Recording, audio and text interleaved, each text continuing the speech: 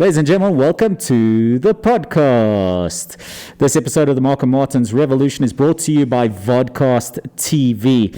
Now, in the interest of full disclosure, I am the owner of Vodcast TV. And what Vodcast TV is, it's your shared podcast studio platform, and it is Joburg's premier version thereof. Located in the awesome Rosebank Mall here in Johannesburg, you can create your own podcast without having to know anything about cameras, lights, microphones, and all the technical bits that go into making it. Just come on in, bring your guests, and have a great conversation. Create great content for you or your business. Now, listeners to this podcast get offered a great promotion where you get 20% off your first order. Simply go to vodcasttv.com/revolution and get your discount there. That's vodcasttv.com/revolution for your discount on your first order here at Vodcast TV. Now, my guest today is none other than the Patrick Hayworth, good friend of mine for many years. We've done absolutely almost all the radio work I've ever done has been with this man. I miss our show that we had together. We were some early pioneers in the internet radio industry here in South Africa, and we're certainly looking to have something start back up again. Give it up for Patrick Hayworth. A revolution is a fundamental and relatively sudden change in political power. An organization which occurs when the population revolts.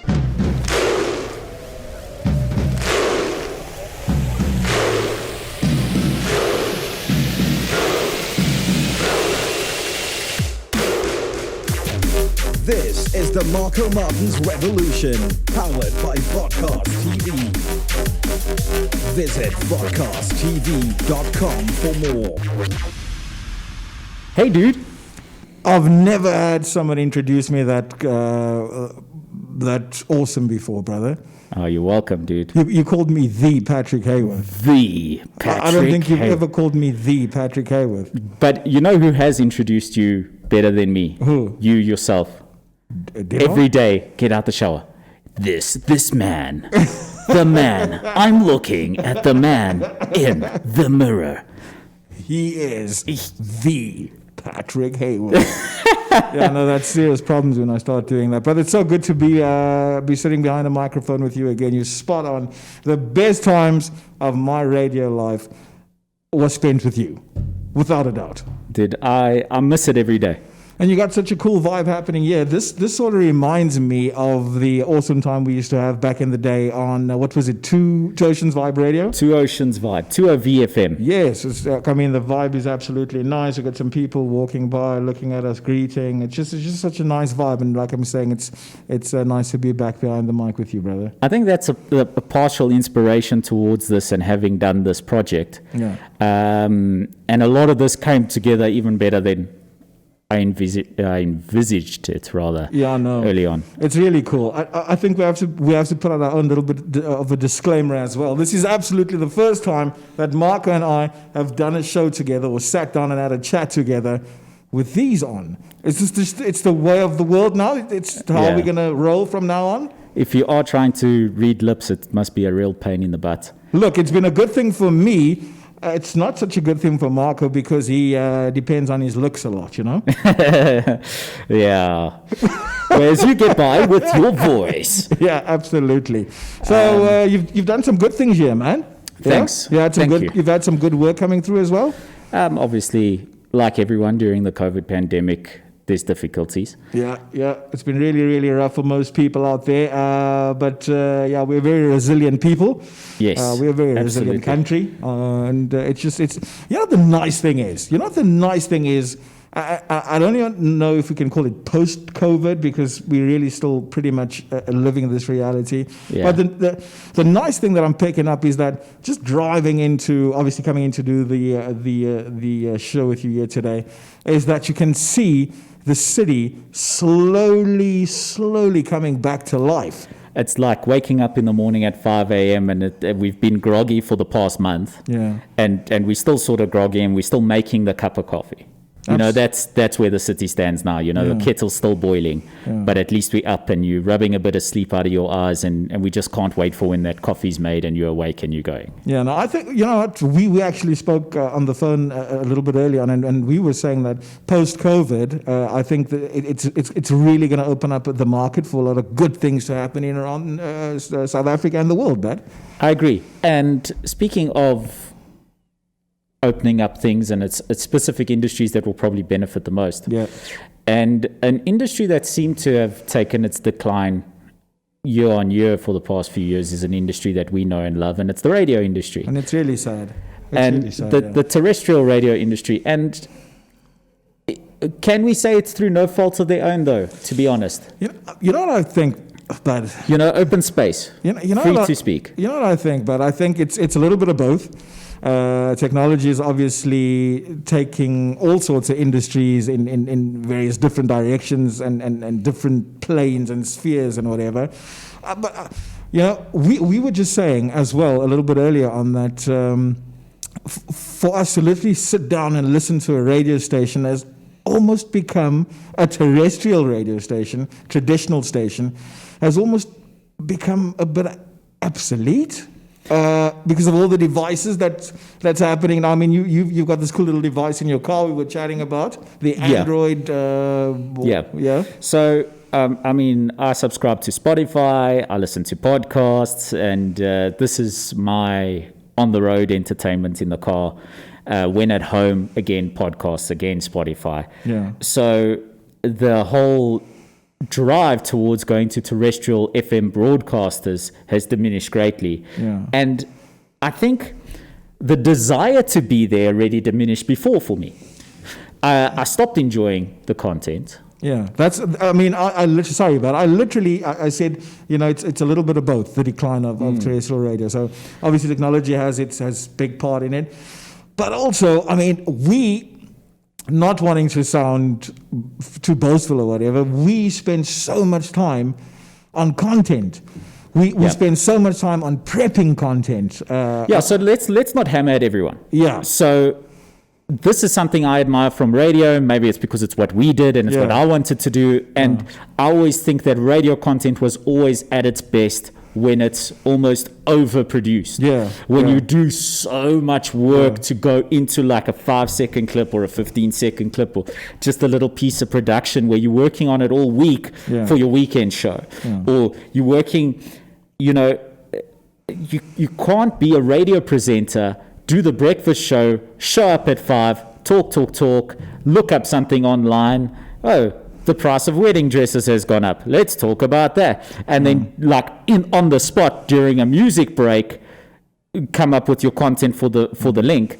And then come 8 o'clock, go home, check your emails, try to go and hustle yourself some MC gigs or a DJ thing, whatever, and completely forget about your show and leave it to the producers at the station who aren't motivated to do that much for your show either. And sadly, that's what's become of modern day radio. A lot of it. Absolutely. A lot of it. And it's a thing that I liked about Roger Good, his show in the mornings on 5FM. Yeah. That was probably near the proper content. Well, whether you like his content or not, because everything is by taste. Everything on this planet. So whether you like him or not, I will always admire Roger, and I really enjoyed the content that spoke to me. But I will always admire Roger because you can hear the work that goes into that show. Yeah. Similar to what Gareth used to do on his show, even though it's a completely different style, very journalist-orientated, very political, very news-driven, very this, instead of the silliness that comes with Roger's loud personality. Gareth's show was orchestrated, coordinated, and very well prepared. And you know what I like? You use the word. You could hear the preparation. You can hear the preparation. Air. You can also hear the non-preparation on air. And because people are, and because we as mankind's living in this almost new dawn of technology and the way the world's going. A personal opinion, and that's what we did, is you almost now competing literally with with the other side, you're competing with the technology. You've literally got to put more effort. You've got to put so much more effort into what you do. And sadly, it's not happening, mate. Because you don't have the monopoly of the ears anymore. Because you used to drive in your car and you had CDs, which... Very little options, buddy. Very few options. Yeah. So you just put on the radio station because you were going to work, and you would probably flip between them because they'd irritate you or whatever. It's like, okay, let's listen to 947 now, let's listen to 5 now, let's switch to Metro, let's switch to WOW, whatever. You don't have that problem no more. You can select your content. You can be so selective of your content where they haven't... And I think that there's complacency that came in place. Yeah. I think that the consultants didn't know what they were getting into, first of all. Where this is, again, my opinion. Yeah. There was a shift in radio probably 5 years ago where you heard presenters going from big voices, big personalities like you, and it was switching to more like your buddy in college. Yeah. And that was the sound. So now market research showed why social media was so popular is that they weren't talking to this unrelatable figure. They were speaking to literally their friends and family. Yeah. And I think the consultants read into that and said, okay, we're losing ear share on radio because our personalities aren't relatable. So let's give them relatable personalities. And I think that fell short because now you've actually only given up the thing that you do have. The weird thing about that is, Marco, is radio as a whole has always been considered to be a very personal medium. Right.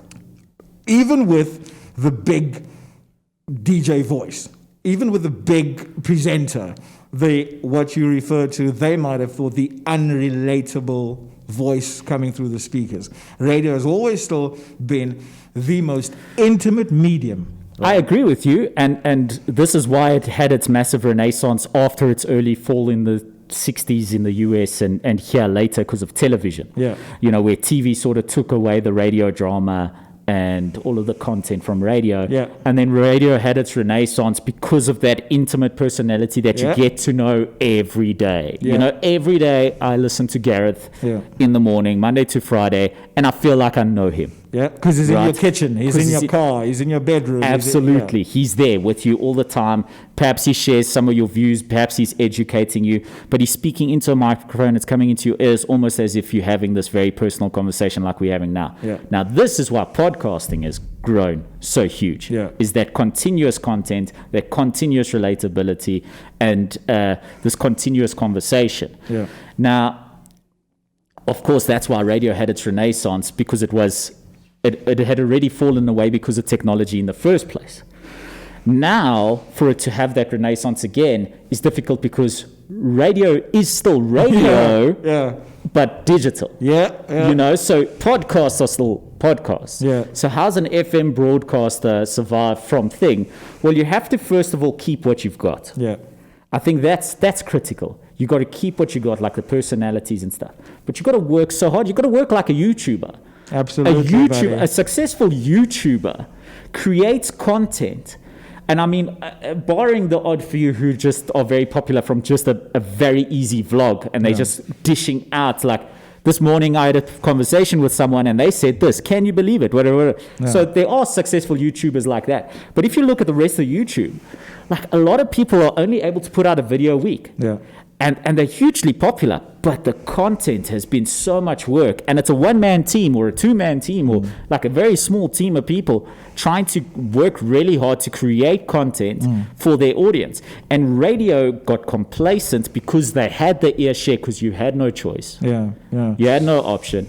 And I feel that's where the complacency came in. And once again, to reiterate, not hammering at everyone in radio, because there's a large portion of people still doing very good work, but I think there's a larger portion of people who have that complacency, idiotic radio tendency. And if I hear one more piece of content like, hey, so we got so-and-so on the line, and his girlfriend's left him, guys. That's done. His girlfriend's left him, guys. Let's help get them back together. Let's give her a call. Let's see what's going on. And if I hear that one more time, it's like... I think that's it's done. It's tied. It worked. It's too easy. I mean, we did stuff like that. It worked. I just don't see how that's going to work in 2020. Sure. So you can do... It's just you can't be agony aunt. You can't be agony aunt on radio and expect people to want to listen. Yeah. You have to create a lot of content. So it's all cool to throw one of those in, but for that to be your standard of your content is poor because it sounds lazy. You can hear it. You can hear that not a lot of work. Here's a question. We get thrown back into the lion's den. Someone gives me a call. Hey, Pat, we want you back on our station. I say, okay, cool. I'm on my way. I'm bringing my mate with. Here's a question for you, right? So you're my main producer. Marco, we've got a drive show. What sort of content do we put out in 2020? What do we do? You and I, yeah. It's such a tough question. I know, bud. It's such a tough buddy. question. Yeah. I think there's a couple things to take into account. How restricted are you by the format? That's how you take the job in the first place. I'll draw the scenario. So it is a sort of. So it's not completely personality driven. So it's still very station driven, but we have a little bit of leeway to create decent content. What do we do, Marco? I think where I'd start. Yeah. So the starting point, first of all, it would be based still largely. You're not going to join a brand if you can't relate to the brand, and if you want to detract too much from that brand, then why partner in the first place? So, for example, if you're going music radio, then you're going music radio, and you have to sort of relate to that sort of audience, and you still need to conduct proper market research and find out what that audience is looking for. So my first point is, who are you looking after? First of all, your audience. So you have to concentrate greatly on your content. Second of all, your employers are being looked after by an even more important benefactor, and that's your advertiser. So how can you marry your advertiser with sponsored content instead of interrupting your content with ads? Because this is the first thing that's going to throw people away from that content is unrelatable advertiser content. And if I were an advertiser now and I looked at radio rates, if I looked at the normal rate card for a radio station and I saw, oh my goodness, you are charging that much for spots. Oh, but we've got this many listeners. How many of those listeners are switching over during an ad break? That's what's important. So I would want to look after the advertisers, but most importantly, I'd want to look after your audience. The stakeholders haven't changed that much. So I mean, you still have the listener. Well, because their technology hasn't changed. So they still have the same. They just diminished the audience size because they've lost market share. So first of all, my first demand would be that my content remains my content. I'm leasing it to you as the station, and we will distribute it on other platforms. Whether or not you license that content on the other platforms as well, in terms of you are now licensed for the ownership of that content now on the digital side of things as well, or not, that will be discussed in your contractual obligations. But it will be content. So you'll literally have... you'd have to have creative meetings with who you're doing it with. You and I, we created a lot of content on the fly, and we always came up with new content. I mean, if we think of Today, Tomorrow, and with Teddy, that was like a staple in our broadcasting. The first thing I would do is if I accepted a job like that, first of all, I would dedicate the 3 hours of broadcast time to that project. I would then dedicate a minimum of another 3 hours of production time per day, per episode. Minimum. You then have to have your creative meeting time and things like that. And then you need to take a lot of personal time into research, follow. Musicians listen to music all the time. Authors read books all the time. It's so important to get content. Now, from a radio perspective, are you going to try to get content from your peers? At the moment, not for me. But I would look at the other elements, and I would look at like YouTubes and stuff like that, and try and see where you can align yourself in terms of content development. So say you were to be contacted by a major broadcaster, and they said, "Hey, come do a show." First of all, I'd be reluctant to move on to there. But if it were to happen, there'd be certain criteria I'd want to meet. And I think it would be the only reason I'd be approached Anyway.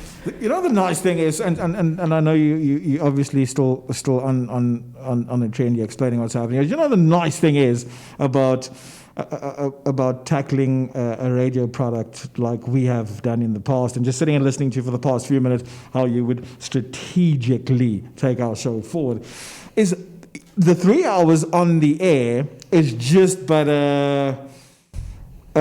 a drop in the ocean of what actually happens behind the scenes trying to put a radio product together. And that I always felt, for me personally, I always felt that's where the real fun was. You and I sitting and producing. For me, that was always where the real fun was. When I go on the air, yes, it's brilliant because you've got your audience and you've got the thrill of being live on radio.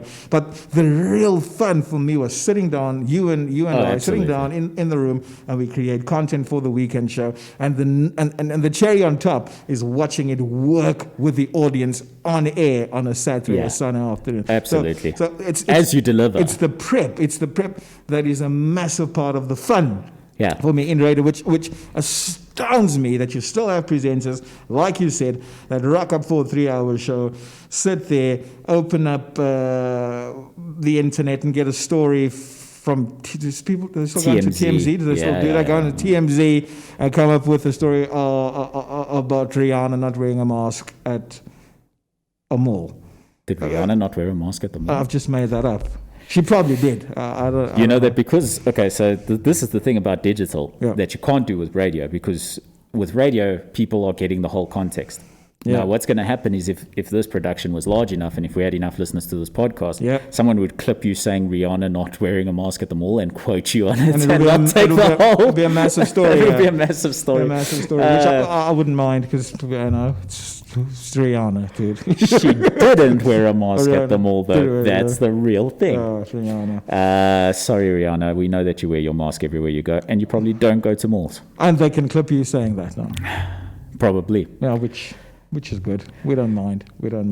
So anyway, this is my view on radio today and where it stands and why I see podcasting as the future. It's those relationships that you are seeking, those intimate relationships that you developed with your presenters, very niche, very specific to your thing, because there's so much variety out there, because anyone can do a podcast. You're not as general as like a 5FM, 947, all of these stations had to be to try and appeal to this large audience, because as much as demographics used to be 18 to 28, that's just collapsed. It is now 18 to 22 likes cars, is a male, does this, does that, whatever. It's becoming so niche, so independent and specific.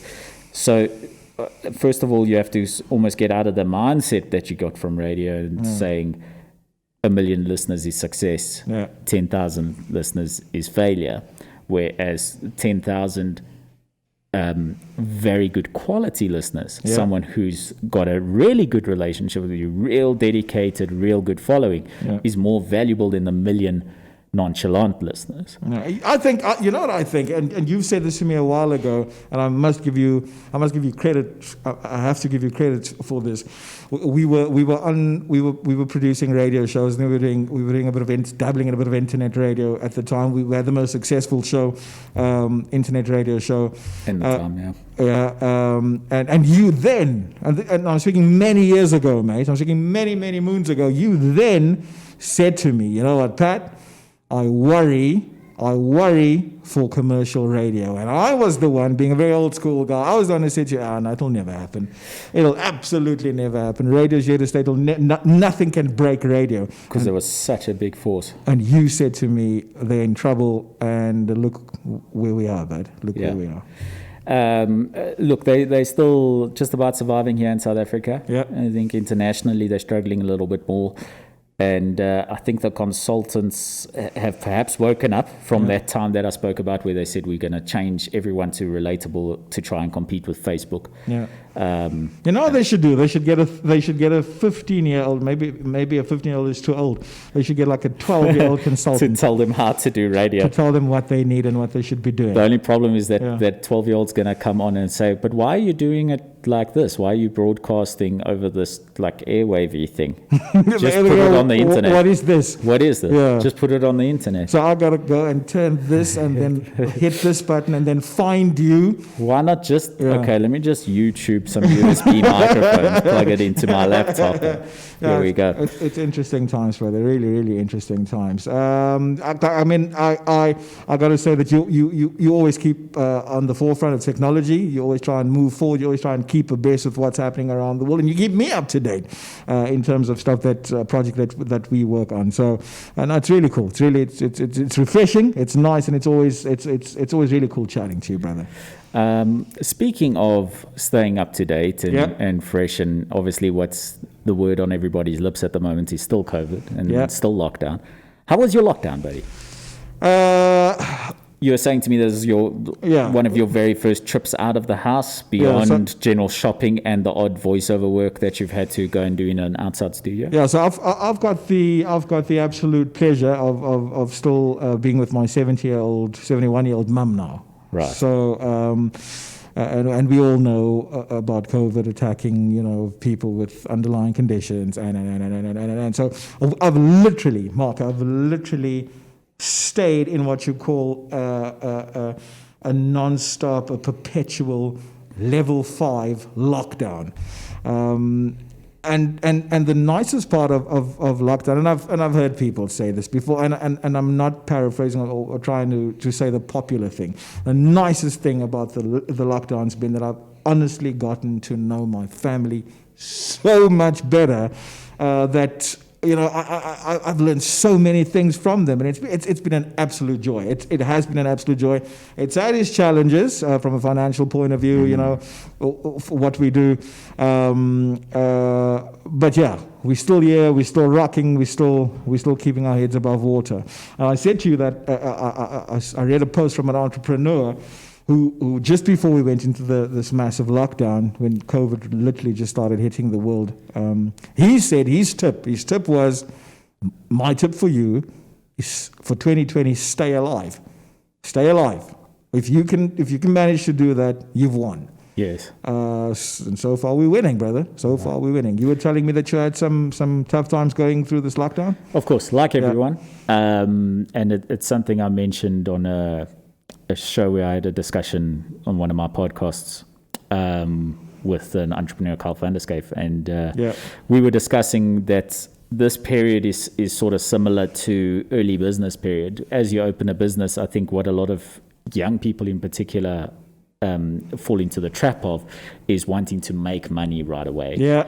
And it's just an unrealistic goal. So you need to be ambitious, but you need to set realistic targets. And if your first 2 years of business, your realistic target is to survive the first 2 years of business, to generate enough revenue to not go under, that gives you a good standing for the third year of business to then start generating profits and start playing a long-term game. And I think 2020 is like that, whether you're an entrepreneur or an employee or anybody. Yeah. If you survive this period, if you're just able to target, listen, I'm not going to get rich. Yeah. I might dip into savings literally that I might have had from before. Not that a lot of South Africans had savings before 2020 hit. It's been a difficult few years. And then 2020 hits, and then you've got this absolute need for financial aid. But if you can survive this period, especially as a small business, it puts you in very good standing come the end of this pandemic, because you're one of those survivors who will then be established, experienced, and then you will have the basis to continue and to thrive. So I think that's very important advice. Sadly, a lot of businesses have had to obviously shut their doors. Far too many. Way too many. I think the stats came out a few days ago. I don't remember the number, but it was horrific. It was devastating. There's a global stat of 21% of small businesses have gone under already. 21% globally. It's a lot of people. It's a lot of people losing lives. Globally. The thing about small business as well is that it is such a hand-in-mouth situation for many people. And if you say 21% globally, the amount of people that it has personally touched from a financial point of view, no amount of health points of view. It's shocking. That's Sure. frightening. And I mean, no, we're not advocating for big businesses to go under because obviously big businesses employ thousands of absolutely people not. and you don't want thousands of unemployed people. Yeah. But at the end of the day, it's a difficult time. Yeah. And look, we just wish everyone the best. Yeah. What are some of the tools that you've done to keep yourself afloat, Dad? Very difficult. Because you're a very creative guy. I mean, So obviously we diversified a little bit. Already being in the digital space gave us some good standing in certain sectors. So sadly, the events industry and entertainment industry in general took quite a substantial knock during this period because they were completely unable to trade. Those of them that did adjust and pivot, which is one of the buzzwords at the moment, approached us for digital. I mean, from small things like funerals and memorial services in terms of Zoom broadcasting that to family members who can't join, especially overseas, things like that, to larger projects where large corporates would have had a seminar or a large training event or something like that, where you assist them in digitizing that. And I think it's difficult to predict what will happen. We've got a lot of like webinar fatigue going on where people are sick and tired of it.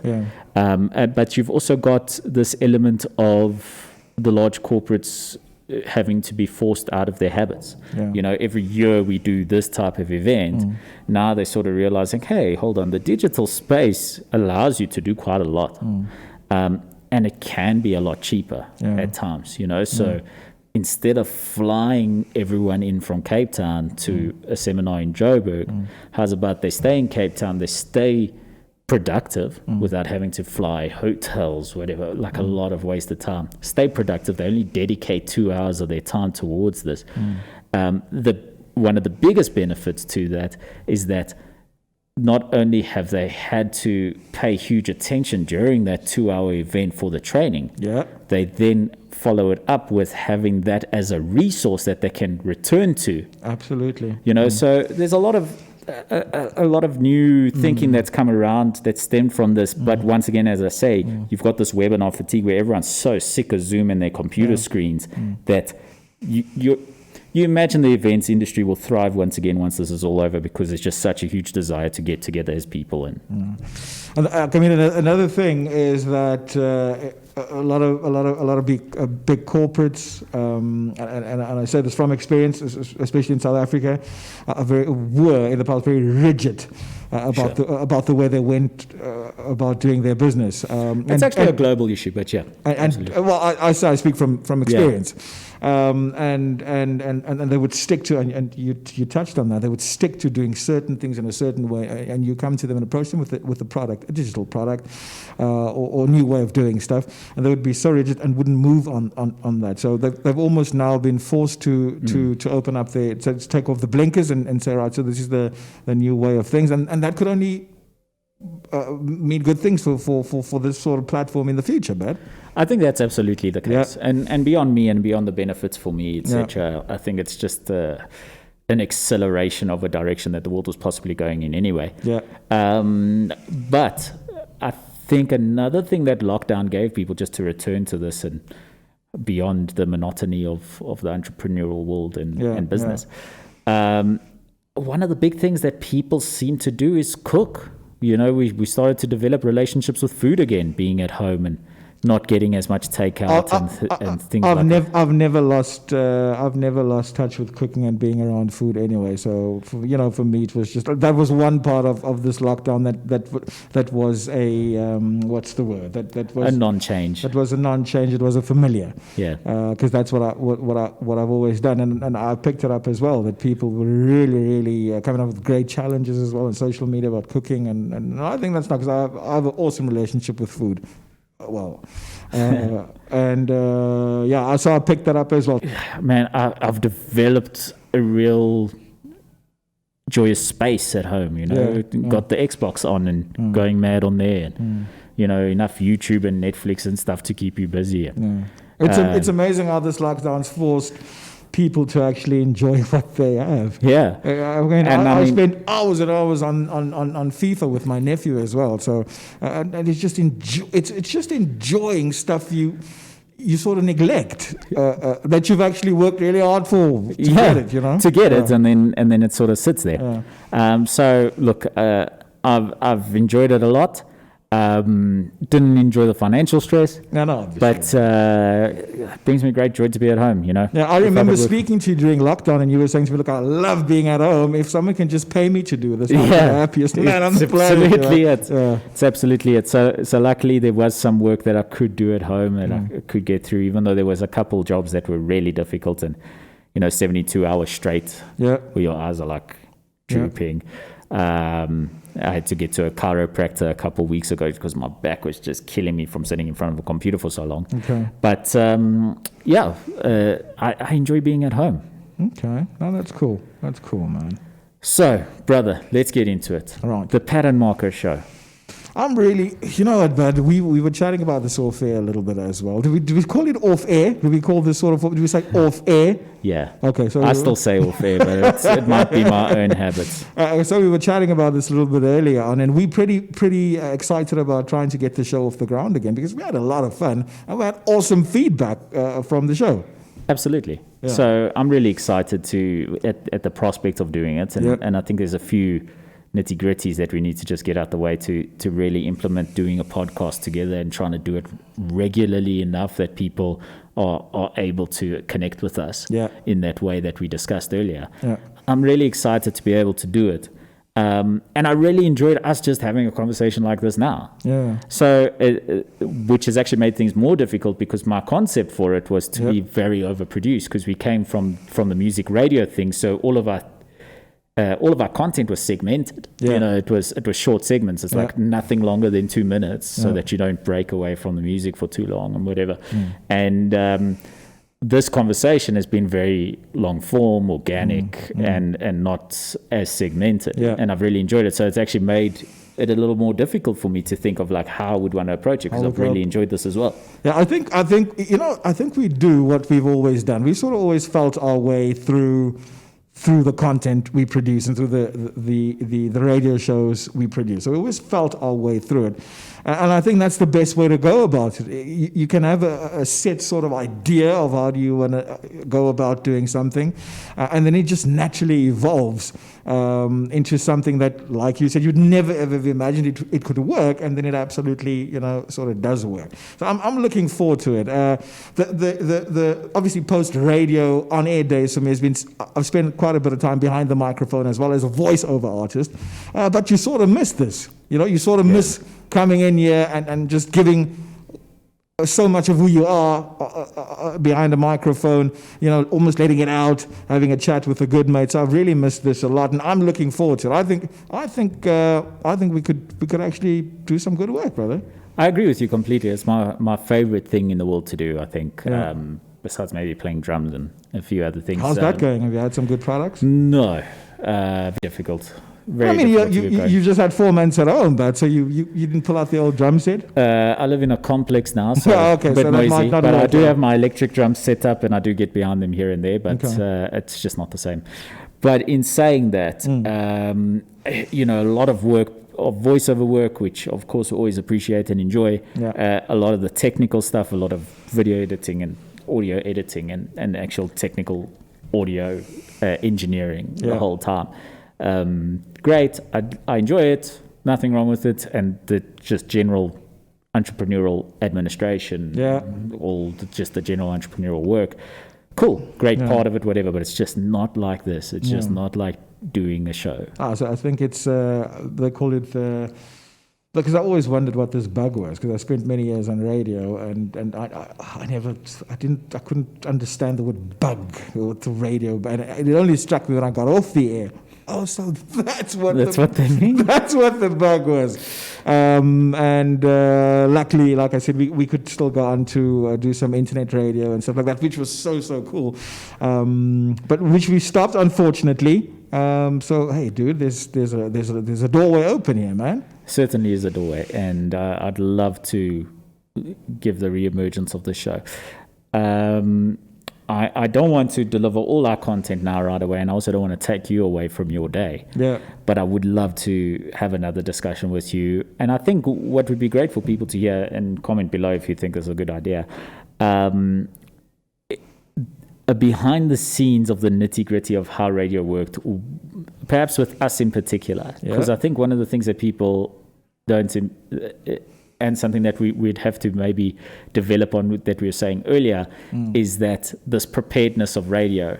And people might assume, when you hear a Roger Good show, when you hear something that was like produced by someone else where it's a song for Roger Good, that's like the preparation, but not necessarily, because even the stuff that sounds on the fly, sounds off the cuff, it can be a myth. And a lot of the time the best radio is that it's this acting like, hey, I just said this because that was just part of our natural conversation. I think in there the magic of radio still lies, that that something could sound completely off the cuff and completely just a spur of the moment thing, but it has actually taken a large amount of preparation. A good half an hour to sit down and discuss how you introduce a bit of content onto a show, or how you run about some content. So that's the magic of radio. That's what we love. And I think that's where we are so compatible in terms of the output we like to have on a radio show. And I'm really looking forward to us doing some good stuff again. Your idea was so you would like to give a bit of a sneak peek. Look, comment below if you're excited to hear Pat and Marco show. Tell us what sort of content you're looking for. Do you like this long format conversation? Are you looking for more of that Pat and Marco produced stuff that we're bragging about, that we can like overproduce a show and have it like literally bang, bang, bang, bang, bang. And also let us know if you'd like to just hear another conversation, perhaps on this podcast rather than on our joint podcast, just about the behind the scenes of how we did that type of radio, where it's the on the fly, off the cuff sounding stuff that took all that prep beforehand. And we can have a few examples of. We do have audio samples and everything available for that. So we like it. It'll be a good reminder to me as well of all the hard work we did in the past, man. Of the good old days. We sound like 90-year-old men. You're not 90? No, not yet, but there's still a few years. What a lot of people don't understand is that we're the same age. No, we're not. You look great, buddy. That's why I love you. That's why I love you, Marco. Once again, thank you so much for watching the show. Big thank you to Patrick Hayworth. This episode of the Marco Martins Revolution was brought to you by Vodcast TV. Visit vodcasttv.com/revolution for 20% off your first order. That's vodcasttv.com/revolution for 20% off your first order of your podcast. Bye-bye.